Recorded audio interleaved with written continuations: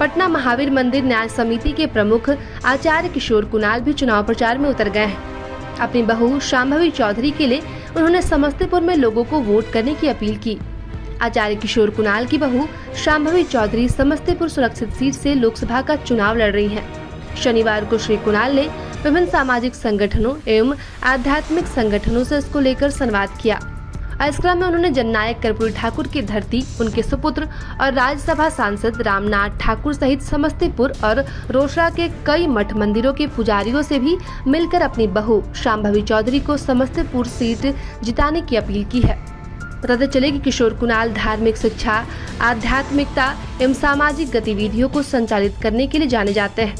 NDA उम्मीदवार शांभवी चौधरी उनकी बहू है और शांभवी का कहना है कि मेरा मायका राजनीतिक है और ससुराल सेवा में है और यह उनकी पारिवारिक जड़ों और जनसेवाओं की जिम्मेवारी के प्रति उनकी दोहरी प्रतिबद्धता को दर्शाता है। आपको बता दें कि इस खबर को सबसे पहले प्रभात खबर ने ही प्रकाशित किया है। तो चलिए आपको दिखाते हैं किशोर कुणाल ने इसको लेकर क्या कुछ कहा है। ये चुनाव जो है ये नई पीढ़ी की शांभवी हैं, उनकी है।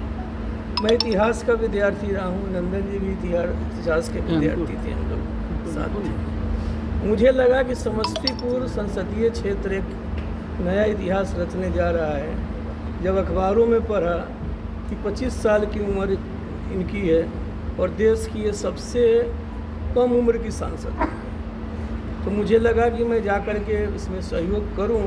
यदि समस्तीपुर क्षेत्र से सबसे कम उम्र की सांसद यदि सबसे अधिक वोटों से जीत कर आती हैं, तो समस्तीपुर का नाम काफ़ी विख्यात होगा पूरे देश दुनिया में, क्योंकि अभी से ही चल रहा है कि सबसे कम उम्र की है। दूसरा कारण यह है कि जब पहले एक आईपीएस अफसर इस मैदान में थे, तो पुलिस बिरादरी के होने के कारण मेरे सामने एक धर्म संकट था कि मैं कैसे जाऊं और एक अपने पुलिस सहयोगी का विरोध करूं। फिर दूसरा संकट था कि उस स्थिति में मैं ये नहीं कर सकता था कि शांभवी सबसे अच्छी उम्मीदवार हैं। हो सकता है उनको मैं बहुत जानता नहीं था, लेकिन आईपीएस थे तो उनमें भी योग्यता की कोई कमी नहीं थी।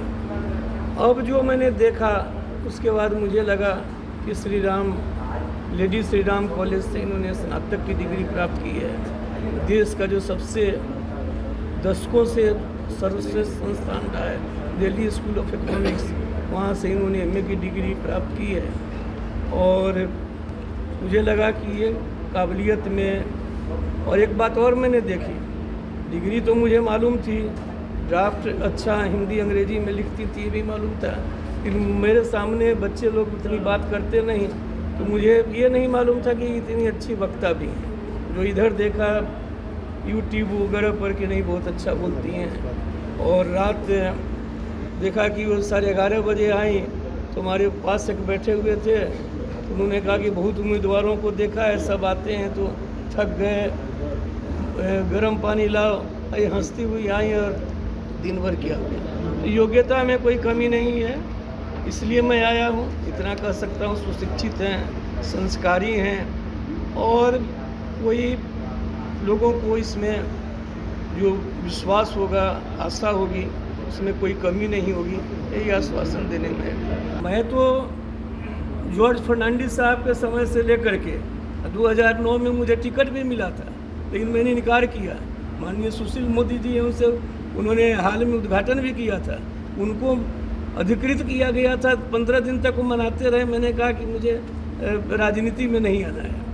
लेकिन इस बार जब नई पीढ़ी के लोग आए और मेरे नहीं आने से, वो शायद मेरा बेटा रहता तो मैं आता नहीं आता, वो नहीं कर सकता, शायद नहीं आता, ज़रूरत नहीं थी। लेकिन वो आती हैं ऐसे परिवार से कि मैं नहीं आता।